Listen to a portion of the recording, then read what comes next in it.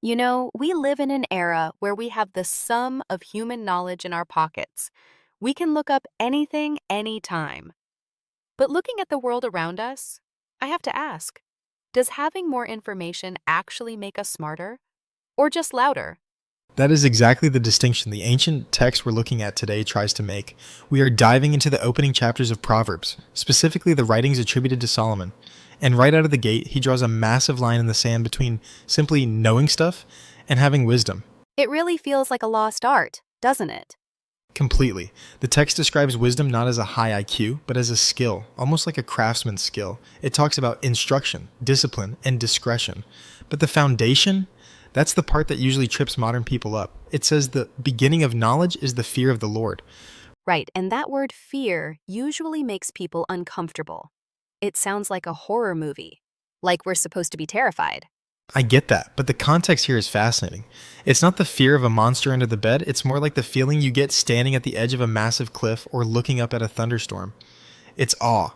It's recognizing that you are small and the source of wisdom is huge. The text argues that if you don't have that baseline humility, you can't actually learn anything. You just become what Solomon calls a fool, someone who despises instruction. It's the arrogance of thinking you've already figured it out. So, once you have that foundation, what's the first danger the text warns us about? Because it gets pretty graphic pretty quickly. It does. It immediately pivots to peer pressure. It paints this picture of a young person being seduced by a gang. They say, "Come with us, let's lie in wait, let's get rich quick." It's the allure of the shortcut. We'll all have one purse. It sounds like a pyramid scheme or a heist movie. Exactly. It's the promise of easy gain without the work. They want to swallow people up and take their wealth. But the irony, and the text is so sharp here, is that they are setting a trap for themselves. It says they are lying in wait for their own blood. It's a perfect metaphor for self-destruction. When you chase profit by stepping on others, you aren't hunting them, you're hunting yourself. That's a chilling thought. So, on one side, you have these whispers of easy money, and on the other side, you have wisdom. But wisdom isn't whispering, is she? No, and I love this personification. The text describes wisdom as a woman shouting in the streets. She's not hiding in a library or a mountaintop. She's at the city gates, in the noisy markets. She's practically screaming, "How long will you love being simple?" It's desperate. It feels like an emergency broadcast. It is. She's warning that if you ignore her when things are easy, she won't be there when the storm hits. And the imagery of the storm is intense. Calamity coming like a whirlwind. It suggests that wisdom isn't just a nice-to-have accessory, it's a survival mechanism. If you hated knowledge when you had the chance, you're on your own when the bottom drops out. That moves us into the second chapter, which feels a bit more hopeful. It talks about the search. Yes, if chapter 1 is the warning, chapter 2 is the method. It says you have to seek wisdom, like silver, like hidden treasure. You have to dig for it. It's active, not passive. And the promise is that if you do that digging, you get protection. It talks about wisdom being a shield. It literally guards your path from those destructive people we talked about earlier, the ones who speak twisted things. It protects you from the strange woman, or the seductress, too, which I assume is a metaphor for anything that looks good on the outside but leads to death.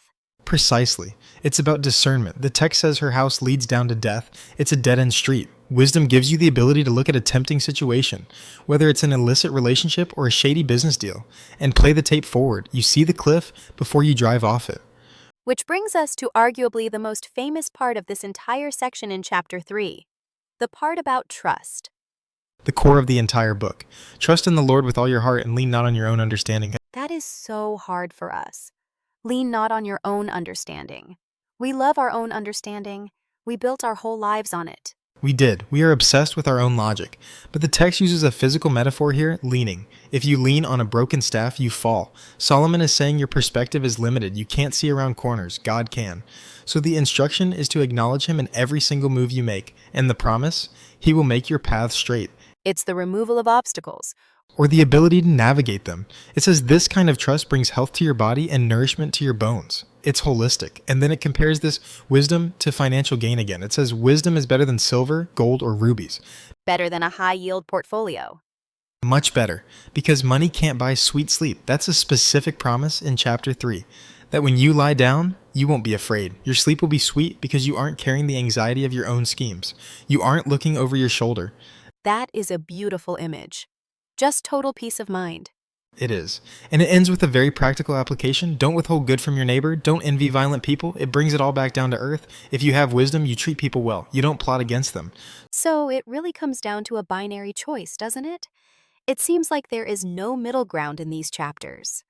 There isn't. You either choose the path of the wise, which requires humility, listening, and trusting something bigger than yourself, or you choose the path of the fool, which looks like freedom but ends in a trap. It's a heavy choice, but a clear one. The wise will inherit glory, but shame will be the promotion of fools. A promotion nobody wants. Exactly. Well, that gives us plenty to chew on today. It's ancient ink, but it feels like it was written this morning. Thanks for breaking it down with me. My pleasure. And for everyone listening, maybe take a moment today to ask, which voice are you listening to in the city square? We'll catch you next time. God bless.